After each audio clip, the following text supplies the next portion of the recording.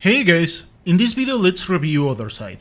Originally released in July 2020, developed by Lightbulb Crew. This is a tactical RPG, and for the review I'll be looking at the story, gameplay, graphics and music. Be sure to check timestamps in case there's something specific you wanna see. So let's begin. The premise in this story is really interesting, and bear with me because it is hard to explain, and as you proceed it becomes a bit convoluted. So the story starts with some cinematics and paragraphs summarizing what's going to be the plot in this journey. In this case, talking about something that is on the other side of the veil, something that feeds on your nightmares, and how this veil has been protected by Mother for centuries. However, Mother is reaching her limit after fighting the plague for so long that she has to give herself to memory as she fails to protect the veil from shattering.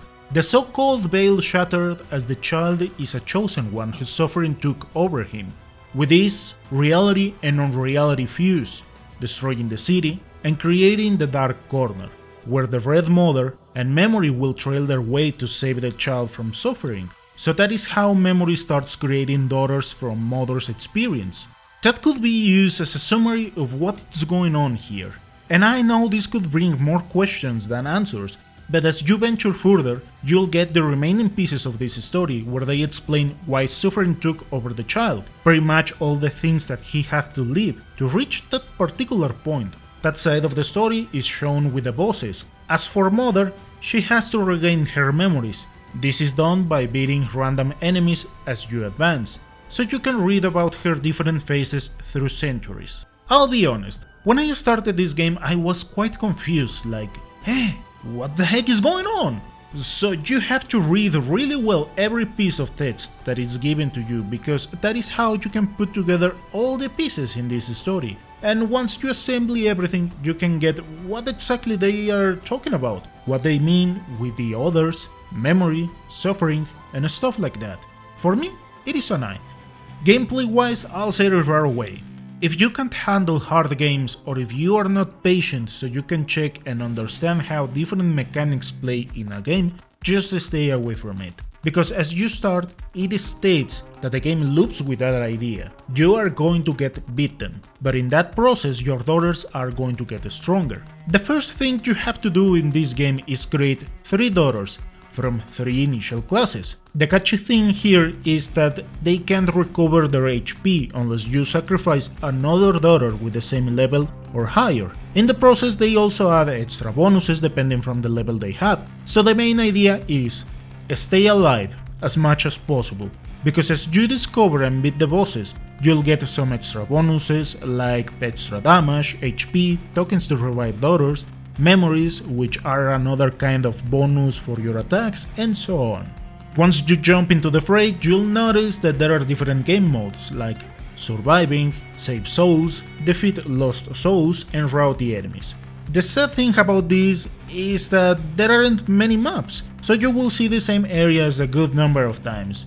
And once in combat, the thing is trying to leave 50 points in your characters, as every normal action consumes AP. This is easier said than done at the beginning, because every character starts with 100 points. The thing here is that if you left 49 for example, your next turn is going to take around 90 initiative units, which is shown in the lower part. And the idea is also not to rush so much, because at first the enemies don't really attack. They move and have to wait for around 80-90 units, unless they have guns, or you stay next to them. However, those 80-90 units are good enough to beat them. Once again, this is easier said than done at first. But as your characters survive different battles, they learn skills that reduce those initiative units, increase damage, AP, and so on.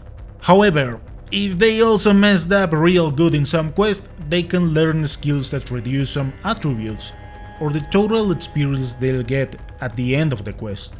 As you advance in this journey, tactic becomes much more important, because there are enemies that are quite gimmicky with long range attacks, and a skill set can defeat your daughters in matter of 1 or 2 turns. So every little mistake can cost a lot.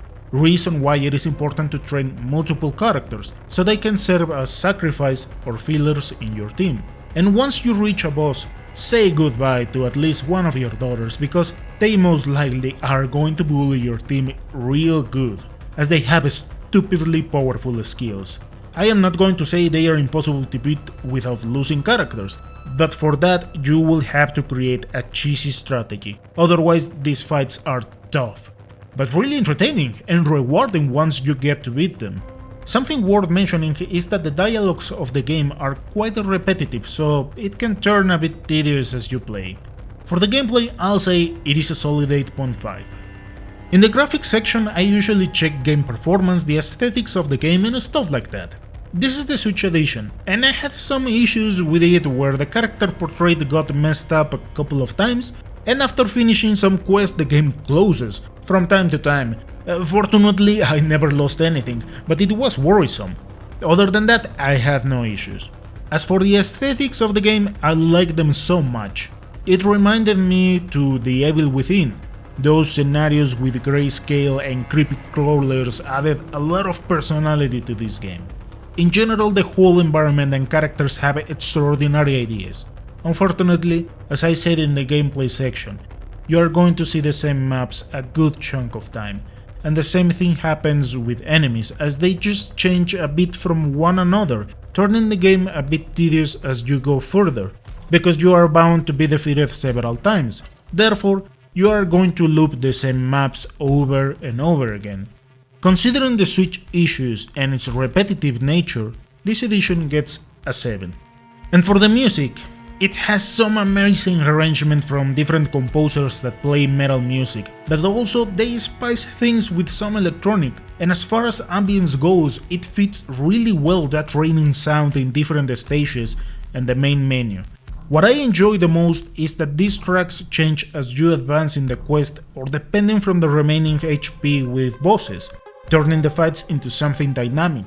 And for the bosses, if some of those tracks were already epic, as you reach the climax, some become way better.